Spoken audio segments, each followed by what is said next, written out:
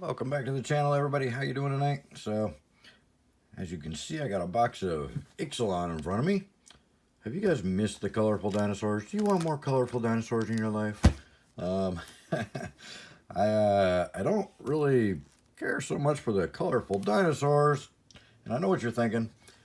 Why would you open Ixalan? The boxes are selling for more than you can possibly get in cards if you open the box right now. I mean, like, not even close. There's really not a whole lot of value in here. And the boxes are like, around about 95 bucks right now. Unless you search around and find a deal. But the reason is lands. I think the land cycle in here is incredible. I think it's a great land cycle. I wish they'd have done this with the 3-color lands that they're doing in Ikoria.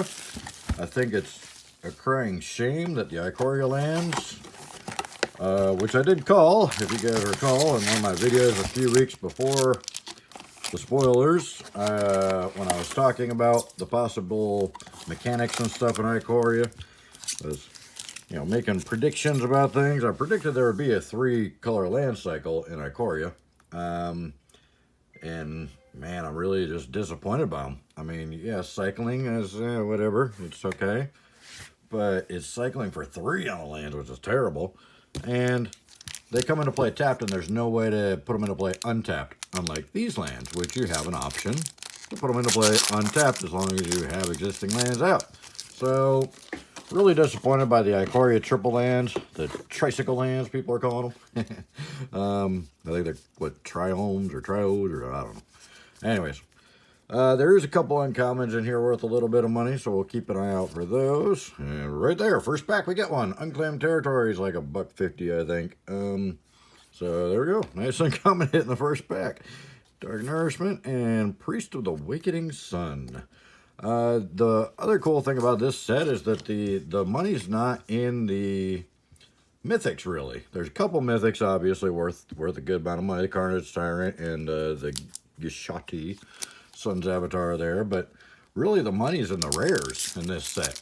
So, even though it's there's not really a lot of money cards in the set, there's no big hits or anything, I mean, the most expensive card in the set is like Growing Rites of Itlamok, which is like a little over 10 bucks, but it's a rare. It's not a mythic. So most of the big money cards, most of the good stuff in here is rares. So you're more likely to get it. So that's always a good thing. Fathom Fleet Captain is our next rare, and we got our first foil as Queen's Commission. Put that over there. So I think it's a cool set. Just if for nothing else, for the good land cycle. A good dual land cycle. It's going to help a set age well.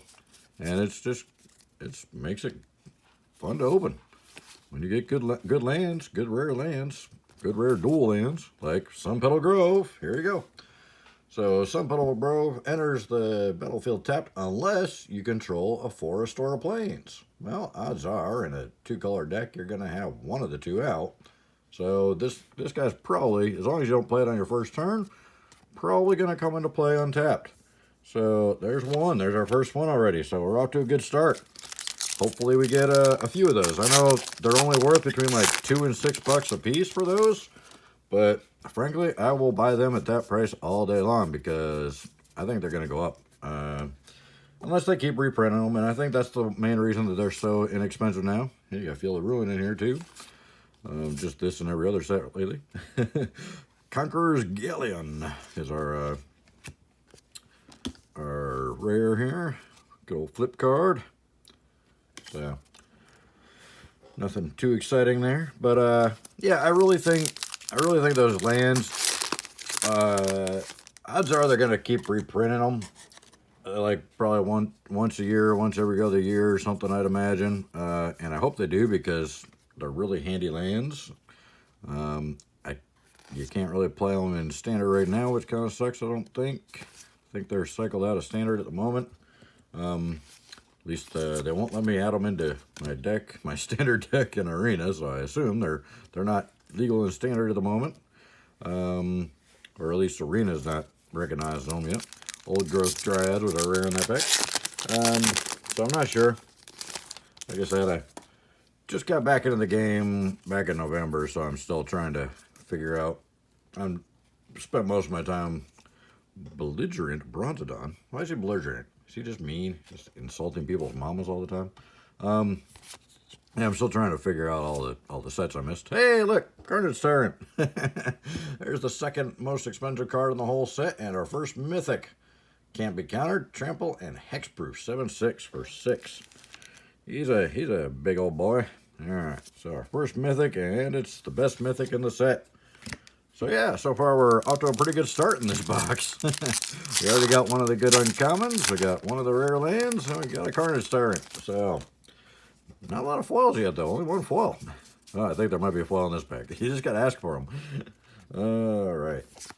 Let's see, Vine Shaper, Huntmaster, and Waker of the Wilds.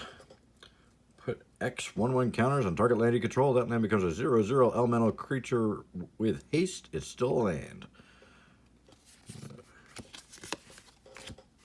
Nothing too exciting. Why was there a flip card in there? There's no flip card, was there? Did I miss a flip card? Yeah. I don't know.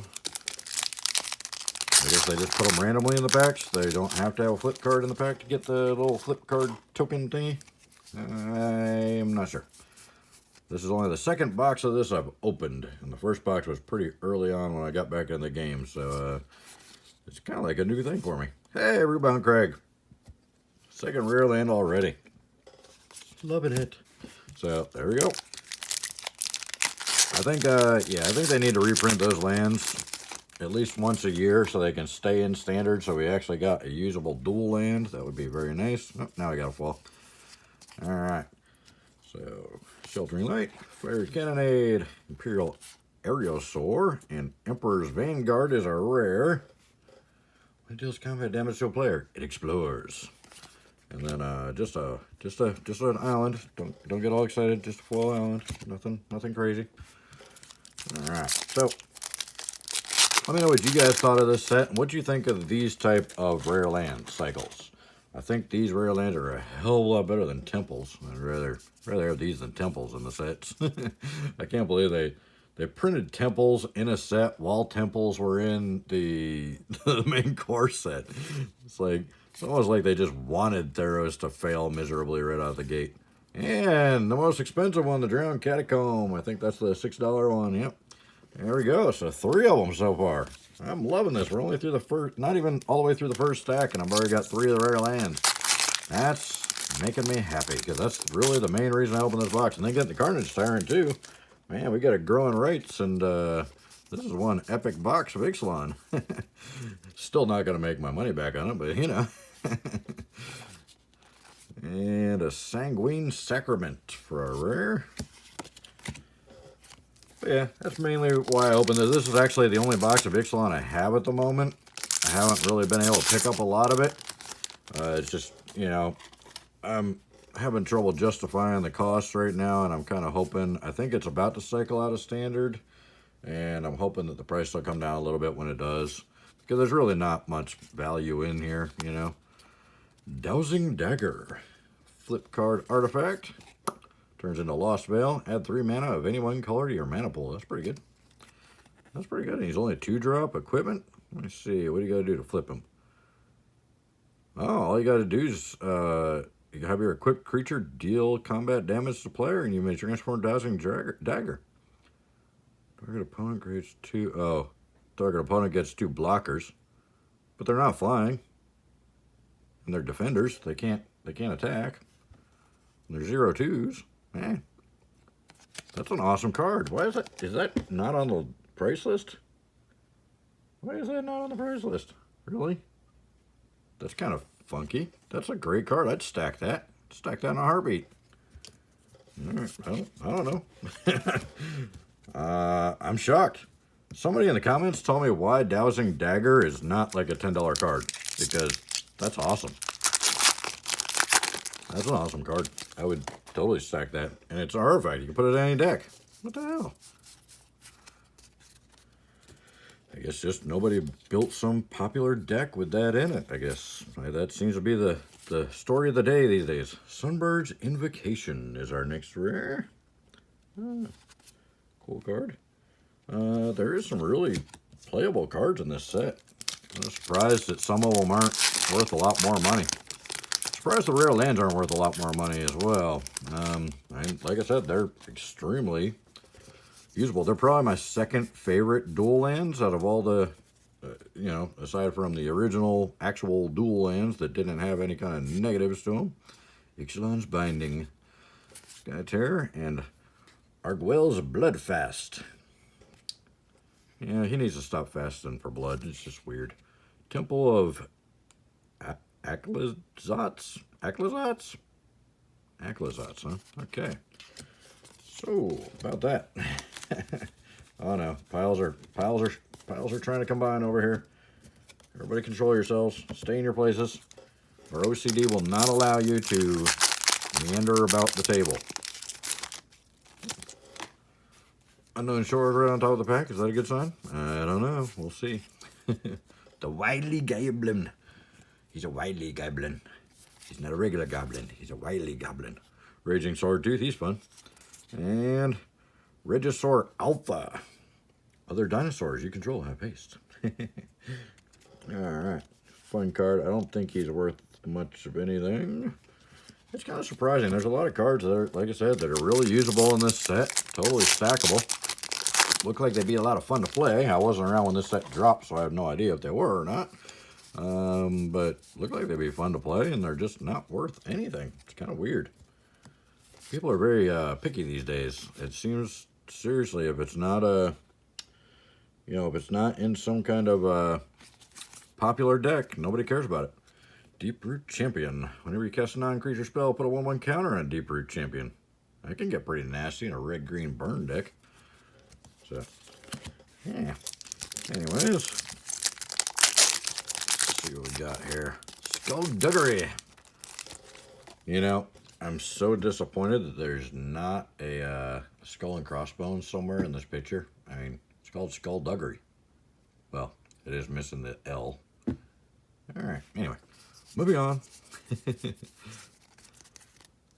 So, Aspiring Cleric, Tempest Caller, Thundering Spineback, and Blood Crazed Paladin. You know, it's never fun when your Paladin gets all blood crazed. It just makes it awkward in the room, you know. Oh, what you do? He's a Vampire Knight. And Flash, 1/1 for 2. Blood Crazed Paladin enters the battlefield with a 1/1 counter on it for each creature that died this turn. Board wipe, cast him. Let the shenanigans begin. Shenanigans? Yeah. The tongue's not working very well tonight for some reason. Uh-oh, we got a foil. Imperial Lancer, Walk the Plank, Glorifier of Dusk, our foil Skullduggery. Hey, speak of the devil, and he shall become foil. And then Thematic Compass. I think this one actually is on the price list somewhere. Might be worth a couple bucks. Yep, literally a couple bucks, $2. So it's a 2-drop artifact for 3 and tap. Search your library for a basic land card, reveal it, put it in your hand, then shuffle your library. That's pretty good. At the beginning of your end step, if you control 7 or more lands, transform Thematic Compass. And he becomes, add colorless to your mana pool, untap target attacking creature an opponent controls, remove it from combat. Not contact, combat. So that's pretty good. Comes with a Maze of Ith built in. Nice. Yeah. Pretty cool. Helps you ramp up your mana, and it's got a Maze of Ith. Once you got enough land so you don't need to ramp up your mana anymore, looking for a Maze of Ith. Well, it takes a little while because it costs 3 to do it each turn, but you know, if you're not getting land, it's a good way to ramp up. Another Raging Swordtooth.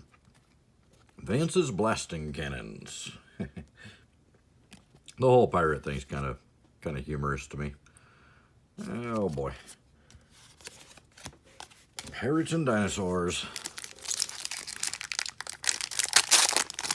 Kind of like the theme kind of reminds me of Fallen Empires a little bit. Fallen Empires had all the goofy goblins and stuff, and it was just very kiddie oriented. They were trying to get young kids in the game back then. Oh, Vraska, Relic Seeker. Go Mythic Planeswalker. Second Mythic of the box is a Planeswalker. Oh, no way! And our foil rare is a Rootbound Crag. That is awesome. Look at that. It's only worth $5. Yeah, right now. If they stop printing these for like the next 5 years, this will probably be a $50 card. Easy. But if they keep reprinting them, it'll probably stay $5-10. But I'm happy with that. I think that's awesome because that's the whole reason I opened this box is to get more of those rare lands, and now we got 4 of them, and one of them's foil. So I'm good with that. That's nice. See if I can't trade that foil one for a couple non-foils because I don't care about shiny stuff. I just want to play. Wanted Scoundrels. Lightning Strike. That thing is quite annoying when somebody keeps popping your creatures with them every 5 seconds. Seeker Squire and Sanctum Seeker. Seeker and Seeker. Back to back. And Treasure Cup. Oh. Yeah, let me know what you think of the lands. What's your favorite land aside from, as far as dual lands go or multicolored lands, what's your favorite land cycle aside from the original dual lands? Everybody knows the original dual lands are untouchable. And we really didn't think they were too powerful when they were, you know, when we were playing with them. Good old Captivating Crew. Oh man, I didn't know there was a creature that did that. Had it built in, take control of a creature. Yeah. This is an awesome card because there's so many creatures now that you can sacrifice a creature to pump them up. So with this guy, every turn you can even do it more than once a turn because there's no tap symbol. You can gain control of a target creature opponent controls until end of turn. Untap that creature, gains haste until end of turn. Activate this ability only anytime you can cast a sorcery.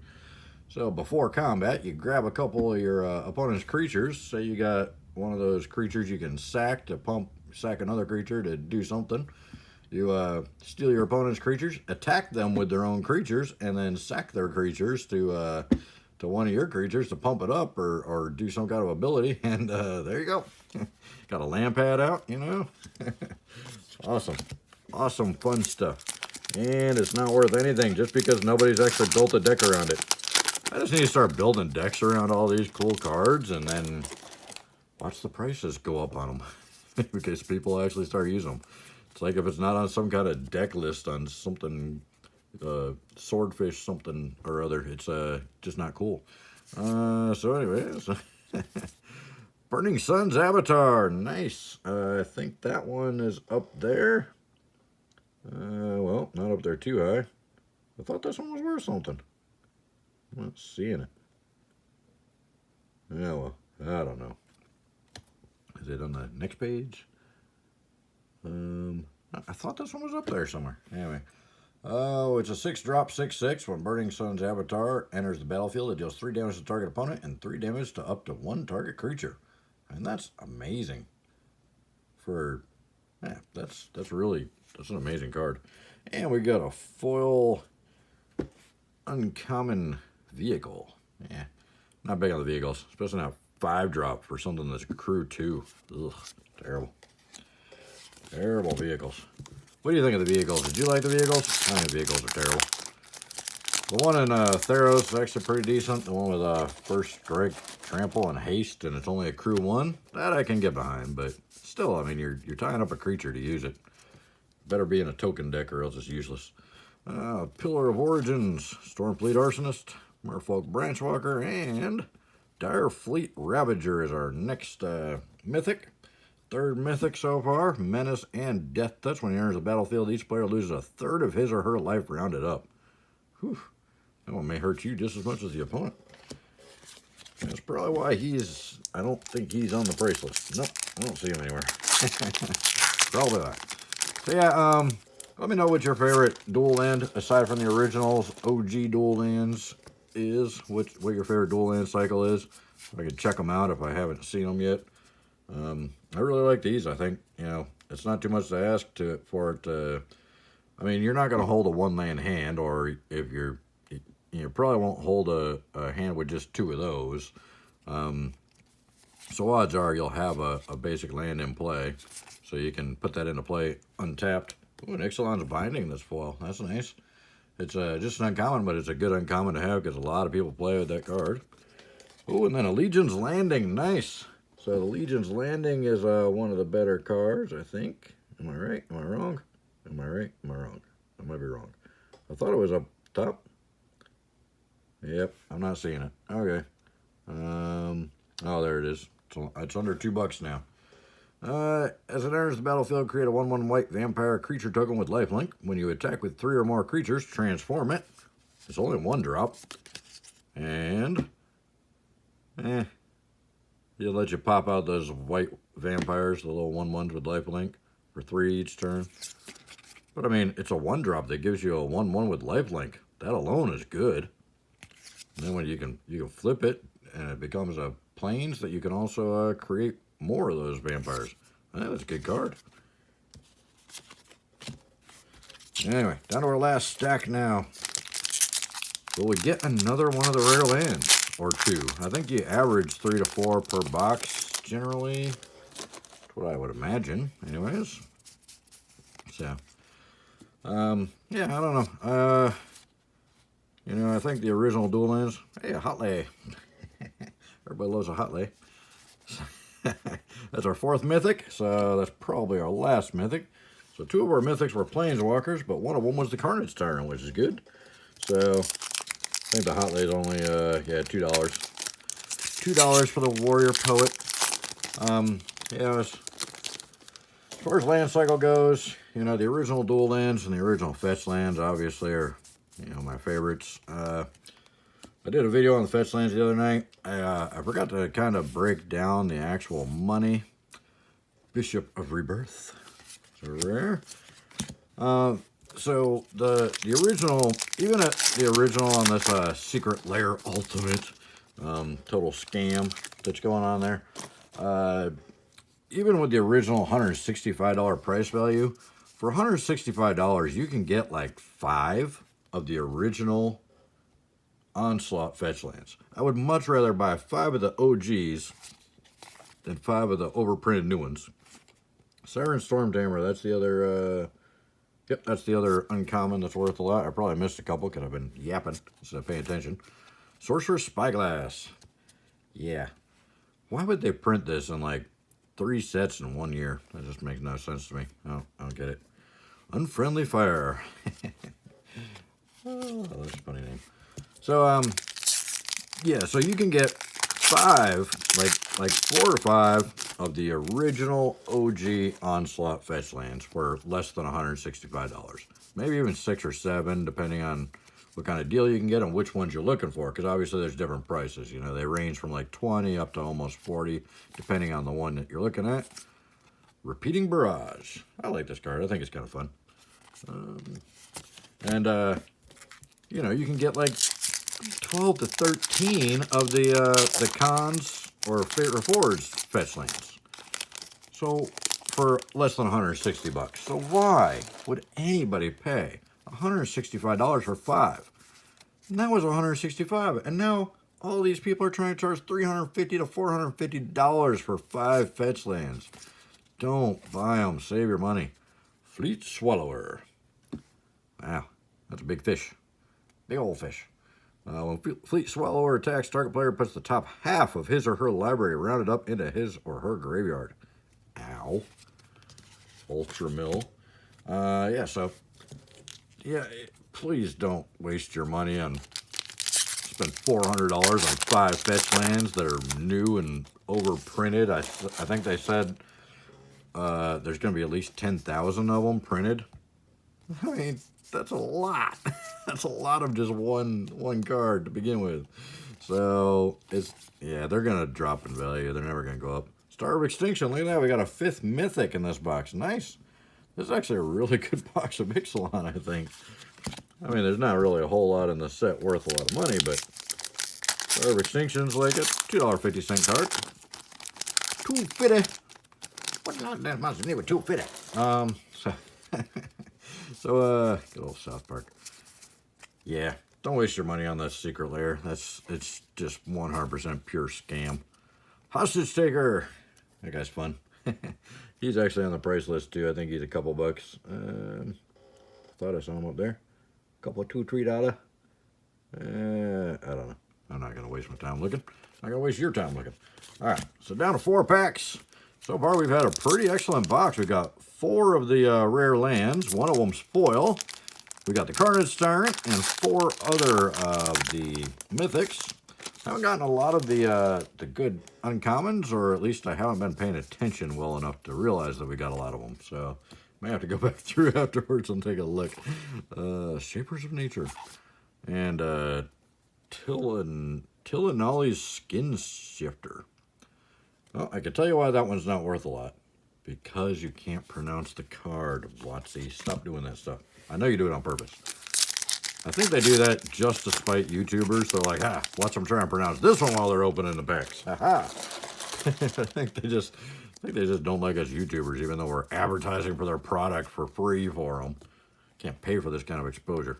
Anyways, Lightning Red Crew, Bishop of the Bloodstained, Deadeye Quartermaster, and Marvin Fine, the Dusk Apostle. Again, I think they do it on purpose. So, 2 packs left. All right, we're getting there. So yeah, like I said, if you're gonna spend $160 on fetch lands, buy the original Onslaught ones or buy the Cons ones. I'd say buy the Cons ones because you get a lot more for the same amount of money, and they're the same silly lands. You know? They work the same. That's all I care about. Goring Ceratops. He's so colorful. And then we got another fall common, Territorial Hammerskull. Look at him. He's hammering that dude right in the gut with his head. You can actually see his gut like, oh, look at him. He's like, oh, my ribs. All right, at least we're having fun. Last pack. Are we going to get another rare land? Come on, have another rare land. Or a Growing Rights of Itlamok. That would be nice too. I'd be totally fine with that one as well. Value or playability. Either one. I'm good with either one.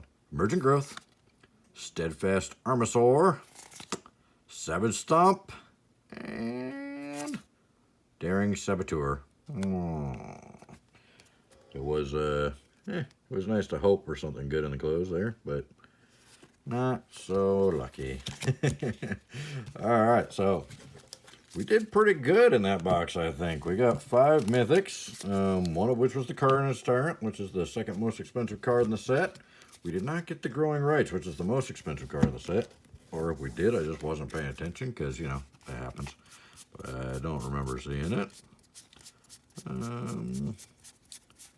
Yep, no Growing Rights. Okay, I wasn't that asleep. All right, yeah, we only got one of each of the expensive uncommons, or the more expensive uncommons. They're a couple dollar uncommons, unless I missed 1 or 2 or 6. Probably not. I'll take a quick look here. So yeah, let me know in the comments what you think, what your favorite dual lands are, and what you think of that scam of a you know, oh jeez, yeah, I'm trying to read and talk at the same time. It's not working. Secret Lair ultimate ripoff of the fans who play the game. Yeah, ultimate way to shaft people out of money. Ultimate way to break into the secondary market, even though you swear you don't. Yeah. Anyways. All right, enough ranting about that. Yep, we only got one of each of the uncommons. That's kind of weird.